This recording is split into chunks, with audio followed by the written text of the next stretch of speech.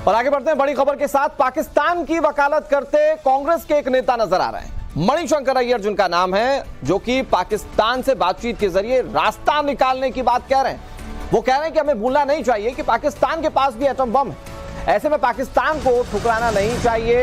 अगर पाकिस्तान को ठुकराया तो वो बम इस्तेमाल कर सकता है। मणिशंकर अय्यर ये बात कह रहे हैं, पाकिस्तान की समस्या का हल निकालना चाहिए। वैसे ये बात तो सभी मानेंगे कि पाकिस्तान का समाधान तो होना चाहिए, लेकिन क्या पाकिस्तान का सम्मान होना चाहिए? क्या पाकिस्तान जो आतंकवाद परोसता है भारत में, क्या उसके खिलाफ कार्रवाई नहीं होनी चाहिए? क्या पाकिस्तान से कोई सॉफ्टनेस होनी चाहिए? और वो सिर्फ इसलिए क्योंकि उसके पास एटम बम है, क्योंकि इस बात की वकालत कर रहे मणिशंकर अय्यर। क्या कह रहे हैं मणिशंकर अय्यर, आपको सुना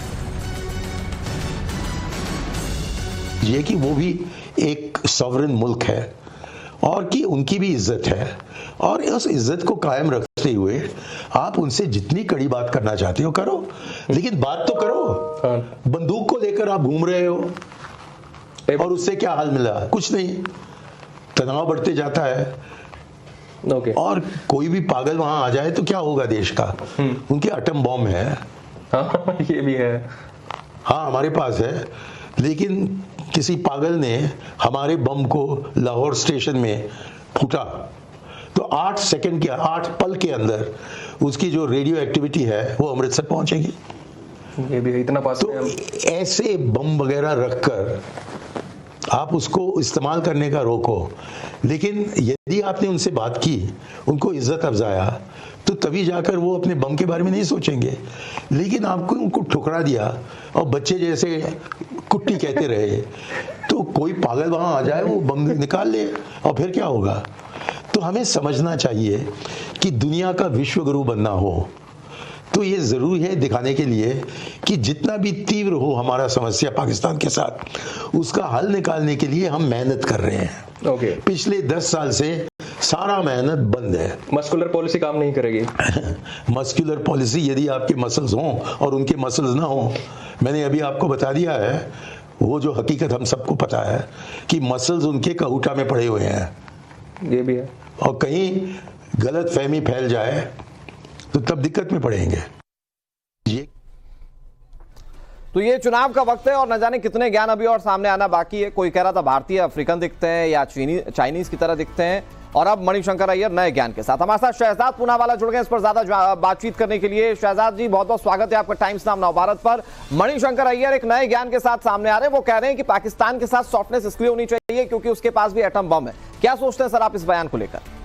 नहीं, कांग्रेस का पाकिस्तान प्रेम तो बड़ा पुराना है। ये वही मणिशंकर अय्यर है जो पाकिस्तान गए थे भीख मांगने के लिए कि मोदी को हटाना है, समर्थन दे दीजिए, और अभी भी जैसे 26/11 पर पाकिस्तान को क्लीन चिट दिया, उसके बाद आपने देखा पुलवामा और पूंछ पर कांग्रेसियों ने क्लीन चिट दिया, क्योंकि पाकिस्तान से लगातार उनके लिए ट्वीट हो रहा है। तो पाकिस्तान के साथ कांग्रेस का हाथ, ये तो पुरानी बात है। अब ये कहते हैं कि पाकिस्तान को इज्जत दो, मतलब जो आतंक भेजता है उसको इज्जत दो, पर सेना जो है वो सड़क का गुंडा इनके लिए होती है। तो यही कांग्रेसियों की मानसिकता है कि सेना के मनोबल को तोड़ो, सेना को अपमानित करो, पर पाकिस्तानी आतंकियों और जिहाद के लिए उनके सामने जाकर नतमस्तक हो जाओ।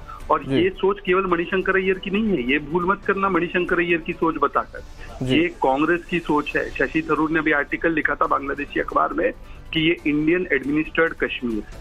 सोचिए, पाकिस्तान की जुबान बोलते हैं। 26/11 में कसाब को कैसे क्लीन चिट देना है, इसके लिए वडस्तीवार इनके एलओपी कांग्रेस के महाराष्ट्र से सामने आए थे। और अभी पुलवामा पर भी राजा वड़िंग का जो बयान आया, उसके अलावा आपने देखा हरियाणा के कल प्रत्याशी का बयान आया कांग्रेस। तो ये सहयोग नहीं, ये सोचा समझा प्रयोग है। वहां से चौधरी फवाद ट्वीट करते हैं, यहाँ से मणिशंकर। तो ये शहजाद जी, ये क्या प्रयोग चुनाव को लेकर किए जा रहे हैं क्या? हाँ, क्योंकि इसके पीछे वोट बैंक का उद्योग है, इसलिए ये प्रयोग है। इसके पीछे और कोई कारण नहीं है। वोट बैंक के उद्योग के लिए ऐसा प्रयोग है कि जिस प्रकार से बार बार पाकिस्तान के आतंकियों को और पाकिस्तान को क्लीन चिट देना, ये कांग्रेस की फितरत है। ठीक है शहजाद भाई, बहुत शुक्रिया आपका हमारे साथ जुड़ने के लिए और बातचीत करने के लिए। हमारे साथ अमित कुमार जुड़ गए, हमारे सहयोगी। अमित, चुनाव के वक्त में बयान चुनाव की दिशा दशा बदलते तो हैं, और शहजाद पूनावाला भी कह रहे हैं कि ये सिर्फ एक अपने वोट बैंक को पोलराइज करने के लिए इस तरह के बयान दिए जा रहे हैं। पहले देखा हमने सैम पित्रोदा ने ऐसा बयान दिया कुछ इसी तरह का, फिर अब ये मणिशंकर अय्यर सामने आ गए। ये क्या चुनाव पर इंपैक्ट डालेंगे क्या? इसने मुझे लगता है बहुत ज्यादा इम्पैक्ट किया। लेकिन सबसे बड़ी बात की जो इज्जत अफजाई करने की बात कर रहे हैं मणिशंकर अय्यर, अगर आपको याद हो तो कि वाजपेयी खुद बस में गए थे लाहौर वहां पर मिलने के लिए और वहां पर एक नई शुरुआत करने के लिए। प्रधानमंत्री नरेंद्र मोदी जी जिस 10 साल पहले की बात कर रहे हैं 10 साल पहले आपको याद हो सार्क कंट्रीज के जो अध्यक्ष है, जो राष्ट्रपति प्रधानमंत्री है, उन तमाम लोगों को बुलाया गया था अपनी ओथ सेरेमनी में। एक नई शुरुआत नरेंद्र मोदी ने की थी कि को वो इज्जत देने की कोशिश की थी, लेकिन उसके बदले में मिला क्या? तो ऐसे में ये जो प्रयास है, और मणिशंकर अय्यर पहली बार नहीं लगातार इस तरह करते, और ठीक चुनाव से पहले इस तरह का बयान आना ये दिखाता है कि उनके लिए पाकिस्तान या फिर जो अल्पसंख्यक वोट बैंक है उसको किस तरह से जरूरत है, वो किस तरह से वो मैसेज देना चाहते हैं। और मुझे लगता है यही मैसेजिंग है उनकी तरफ से, जिसका उनके लिए देश से ज्यादा इम्पोर्टेंट शायद अल्पसंख्यक का जो वोट बैंक है, इसीलिए शायद इस तरह का बयान है। लेकिन एक सच्चा भारतीय क्या पाकिस्तान से कभी सॉफ्टनेस की बात कर सकता है क्या? ये बहुत बड़ा सवाल है। जो वोटर होंगे उनके मन में भी ये सवाल होगा। बहुत शुक्रिया अमित हमारे साथ जुड़ने के लिए और तमाम जानकारी देने के लिए।